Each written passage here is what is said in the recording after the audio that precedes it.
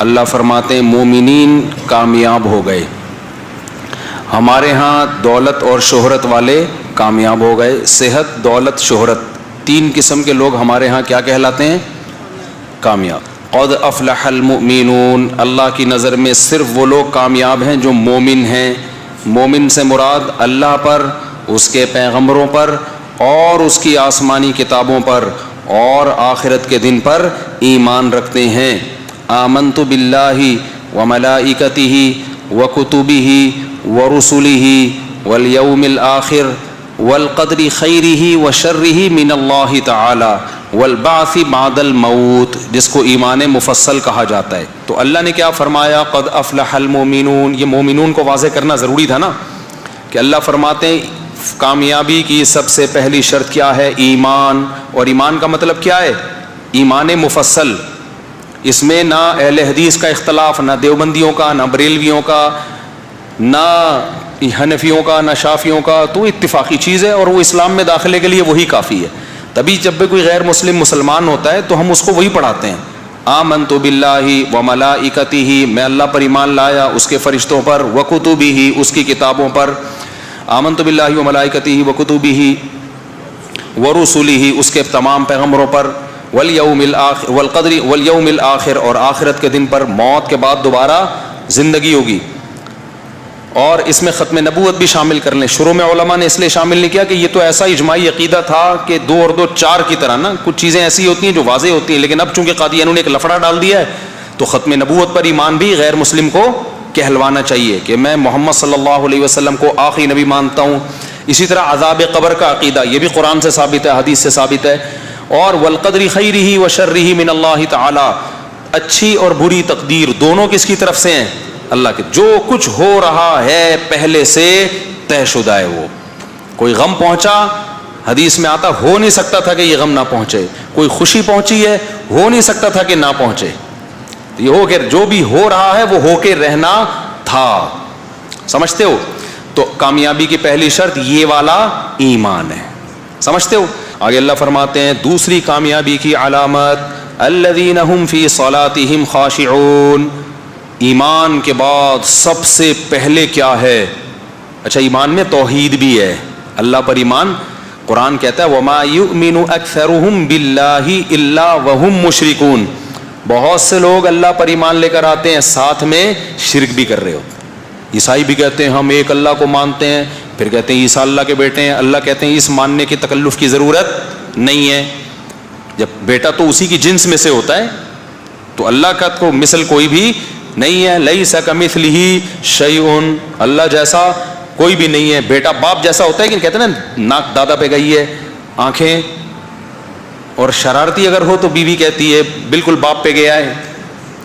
ٹھیک ہے نا، بالکل کس پہ گیا ہے؟ باپ پہ گیا ہے. تو بیٹا نہیں ہو سکتا اللہ کا کوئی. تو عقیدہ توحید ہے، اس میں یا اللہ مدد ہوگا یا رسول اللہ مدد نہیں چلے گا، یا غوث آدم مدد نہیں چلے گا، قبروں سے مانگنا نہیں چلے گا. اگر کرنا ہی ہے پھر اللہ کہتا ہے پھر یہ مجھ پر ایمان کے تکلف کی بالکل بھی ضرورت نہیں ہے. دوسری کامیابی کی علامت، پہلی ایمان جس میں عقیدہ توحید سب آ گیا. دوسری بات، نمازوں میں خشوع پیدا کرتے ہیں. جس کی نماز میں خشوع نہیں ہے اللہ کی نظر میں وہ کامیاب نہیں. تراویحوں میں کیسا بیڑا غرق ہو رہا ہے نمازوں کا یار. یوٹیوب پہ آ رہی ہوتی ہیں گاؤں دیہاتوں کی تراویحاں، ٹھک رکوع، ٹھک قوما، ٹھک سجدہ. تسلی سے 3 تسبیحات تو پڑھ لو. تو نماز کو خشوع و خضوع سے پڑھو. اچھا، ایک اہم آپ کو پوائنٹ کی بات بتاتا ہوں. جس کا نماز میں دل نہ لگتا ہو نا، ہمت کر کے ایک دفعہ 100 رکعت کی نیت باندھ لے. وہ 100 نہیں تو 50 رکعت پڑھ لے. جس کام میں دل نہ لگ رہا ہو نا، وہ ایک دفعہ تمیز سے کر لو، اگلے دن سے دل لگنا شروع ہو جائے گا. یہ میں آپ کو لکھ کے دے رہا ہوں. آپ 50 رکعتوں کی نیت باندھ لو. 50 رکعتوں کے بعد نا پھر آپ کو تسلی سے پڑھو 50 رکعتیں، عادت پڑ جائے گی آپ کو، دیکھنا. تو اس کا بڑا فائدہ ہوتا ہے. تو اللہ نے فرمایا ہم فی صلاتہم خاشعون. جنتیوں کی دوسری علامت کیا ہے؟ نمازوں میں خشوع پیدا کرتے ہیں، ٹرخاتے نہیں ہیں. تراویح میں رکوع میں تسلی سے 3 دفعہ سبحان ربی العظیم. قومے میں جانے کے بعد تسلی سے ربنا لک الحمد، بہتر ہے تھوڑی لمبی دعا پڑھ لو، ربنا لک الحمد حمدا کثیرا طیبا مبارکا فی، اس سے کم از کم کچھ دیر تو اسٹے ہوگا نا، ورنہ یوں کھڑک کر کے اٹھتے ہیں بس تھڑک کر کے سردے میں ڈائپ لگانے کی فکر ہوتی ہے. تو تسلی سے کم 3 دفعہ امام کو چاہیے تسلی سے تسبیح پڑھے. سردے میں بھی 2 سردوں کے درمیان تھوڑا سا بیٹھے دعا پڑھ لے، اللہم اغفر لی وارحمنی وہادنی وارزقنی واجبرنی وارفعنی، یہ دعا سنت سے ثابت ہے. 2 سردوں کے درمیان یہ دعا پڑھ لے گا نا تو ایک دم ٹھک کر کے دوسرا سجدہ نہیں ہوگا. مجھے تو بہت وحشت ہوتی ہے کسی ایسے امام کے پیچھے کھڑے ہو جاؤں نا جو یوں یوں یوں یوں کر رہا ہے. چھوڑ دے، اس سے بہتر ہے آدمی آرام سے بیٹھ کے چائے پیے گھر جا کے. تو ٹرخا کیوں رہا ہے؟ اس سے عادت خراب ہوتی ہے، باقی نمازیں بھی پھر ایسے ہی ہو جاتی ہیں. تو اس کا خوب خیال کریں. آگے اللہ فرماتے ہیں والذین هم عن اللغو معرضون، ایمان والے جو کامیاب ہو گئے یہ وہ لوگ ہیں جو لغویات سے اعراض کرتے ہیں. لغویات کسے کہتے ہیں؟ ہر وہ کام جس کا نہ دین میں کوئی فائدہ اور نہ دنیا کا کوئی فائدہ، ایویں ہی بیٹھا ہوا ہے، بس ایویں ہی ٹائم پاس کرنے کے لیے کوئی تلاش کر رہا ہے. ہم تو حیران ہیں یار، ٹائم ہم سے رک نہیں رہا. روک لیں کسی طریقے سے ٹائم پاس نہ ہو، اور دنیا کہہ رہی ہے ٹائم کو کیا کرو، پاس کرو. جب انسان دین پر چلتا ہے نا تو اس کی یہ تمنا ہوتی ہے کاش جو زمانہ میں نے بے دینی میں گزار دیا نا وہ مجھے دوبارہ مل جائے، میں کہاں پہنچ جاؤں اب. کتنے لوگ میں نے دیکھے ہیں 40 سال میں توبہ کی، کہتے ہیں یار بہت دیر سے توبہ کی، بڑا نقصان ہو گیا. ہم چاہتے ہم دوبارہ پرانی زندگی میں جائیں، اس وقت توبہ کریں تو اس 20 سال میں کیا کچھ کر لیتے ہیں. تو ایسے تمام چیزوں سے اپنے آپ کو بچاؤ جس کا نہ دین میں کوئی فائدہ نہ دنیا میں. اس کا مطلب یہ نہیں کہ کھیل کود چھوڑ دو، کسی حد تک کھیل کود ہنسی مذاق میں دلچسپی لینا یہ بھی ہماری مینٹلی ہیلتھ کے لیے ضروری ہے. جو صوفی بن کے بیٹھ جاتے ہیں نا اور کھیل کود ہنسی مذاق چھوڑ دیتے ہیں، سب سے پہلا ان پہ پتہ ہے کیا وبال آتا ہے؟ تکبر پیدا ہو جاتا ہے ان کے اندر، ایک وقار، اور وہ ہر وقت ایسے اپنی وہ ایک پرسنالٹی بنا لیتے ہیں. وہ پرسنالٹی ان کی کھوپڑی کو کیا کر دیتی ہے؟ آؤٹ. تو تھوڑا سا ہنستا بولتا اچھلتا کودتا، کبھی کبھار گٹر کے ڈھکن پہ بھی بیٹھ جایا کرو. کبھی کبھار نارمل لائف والا آدمی کیا ہوتا ہے؟ مینٹلی ہیلدی ہوتا ہے. اور جو پھوں پھاں لگا کے رکھتا ہے نا ہر وقت، وہ اوپر سے کیا ہو جاتا ہے؟ وہ جیسے ہارر مووی ہوتی ہے نا وہ ایسا بن جاتا ہے. کوئی ہارر مووی دیکھ لو یا اس کو دیکھ لو ایک ہی بات ہے. ہر وقت بعض لوگ ایسے ہر وقت ایسے نا غصے میں بیٹھے رہتے ہیں. تو کچھ ہماری سوسائٹی میں ہوتے ہیں کچھ اس طرح کے لوگ جو ہر وقت منہ پہ ان کے کیا بجے ہوئے ہیں؟ 12، ناک پہ مکھی بیٹھی رہتی ہے ہر وقت. تو اللہ کو ایسا آدمی پسند نہیں ہے. تو ہاں، تو میں نے بتایا وہ کھیل جو آپ کی مینٹلی ہیلتھ یا جسمانی ہیلتھ کے لیے ضروری ہے وہ لغویات میں داخل ہے ہی نہیں. تبھی حدیث میں آتا ہے ہر کھیل باطل ہے سوائے 3 کھیلوں کے، ہر کھیل باطل ہے سوائے 3 کھیلوں کے. خوب سمجھ لو یہ مسئلہ. جب بھی حدیث میں آتا ہے نا 3 چیزوں کے 4 چیزوں کے، تو اس سے عدد مراد نہیں ہوتا. یہ صرف آپ کو یاد کرانے کے لیے کہ جو بھی ان 3 جیسے ہوں گے وہ بھی اسی میں داخل ہیں. تو ان 3 کھیلوں میں نبی نے گھڑ سواری، تیر اندازی اور اپنی زوجہ کے ساتھ ملاعبہ، گپ شپ لگانا، باتیں کرنا. بیوی کے ساتھ بیٹھ کے ٹائم ویسٹ بھی کرو گے نا گپ شپ میں تو اللہ کی نظر میں وہ ویسٹنگ میں شمار نہیں ہوگا. تعلق بڑھتا ہے. بیگم سے کیا آدمی بیٹھ کے کیسے ایسی باتیں کرے؟ پھٹا ہو جائے گا. وہ پی ٹی آئی کے نکلی، آپ جے یو آئی کے نکلے، کیا خیال ہے؟ تو ادھر ادھر کی پھینکے گا، لمبی لمبی بیٹھ کے باتیں کرے گا. تو آگے ہم چلتے ہیں. اللہ تعالیٰ فرماتے ہیں والذین هم للزکاۃ فاعلون، زکوٰۃ ادا کرتے ہیں. والذین هم لفروجہم، زکوٰۃ میں ہر طرح کے صدقے خیرات بھی آ گئے، ایک سائن ہے.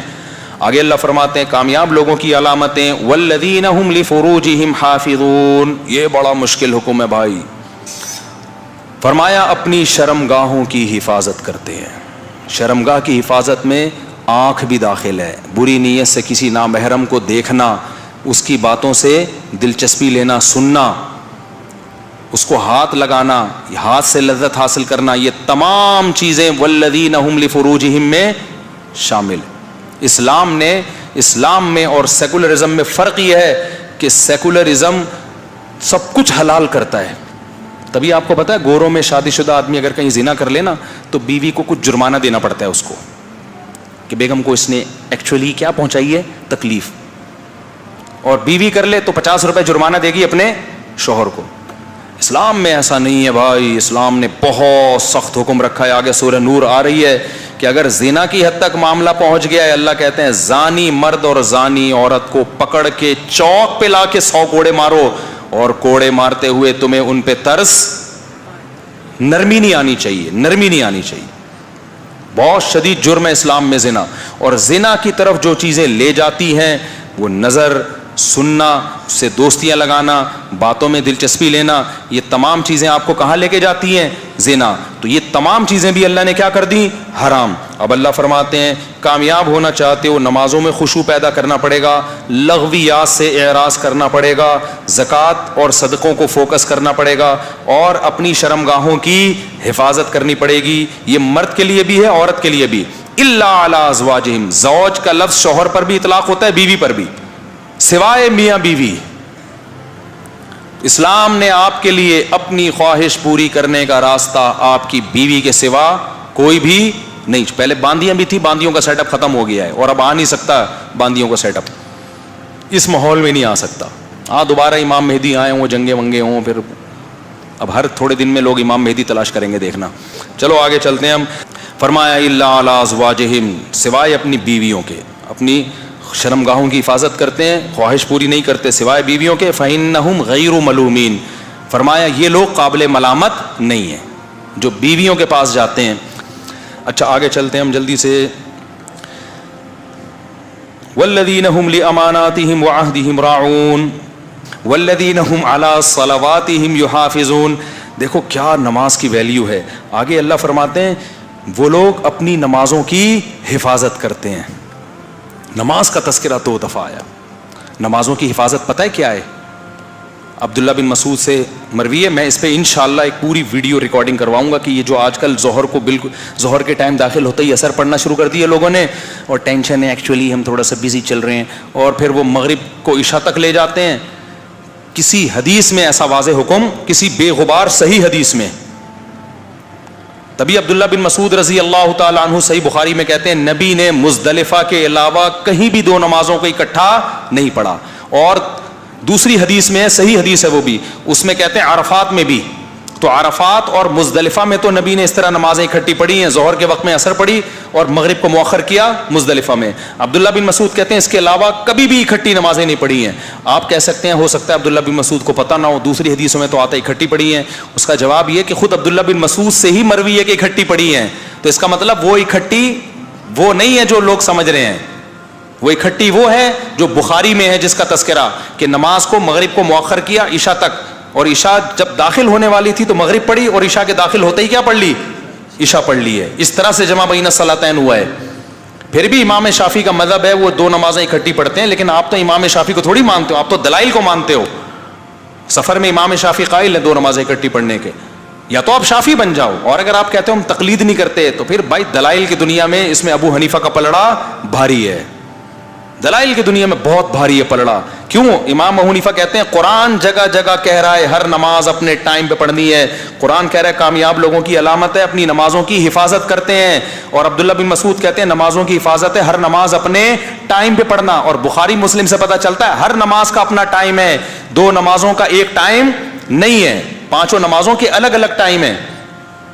تو کیا یار یہ زندگی ہے؟ اللہ نے کہا دیکھو یہ ٹینشن اٹھا کے تم ایک نیک اور عزت دار انسان بن جاؤ گے، اور اس کا صلہ کیا ملے گا؟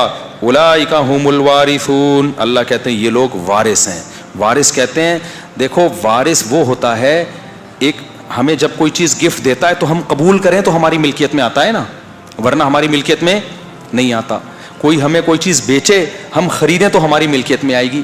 ہر چیز ہماری ملکیت میں ہمارے اختیار سے آتی ہے، لیکن وراثت ہمیں آٹومیٹیکلی ملتی ہے. ابا کا انتقال ہوا، آپ وراثت قبول کریں نہ کریں آپ مالک بن گئے.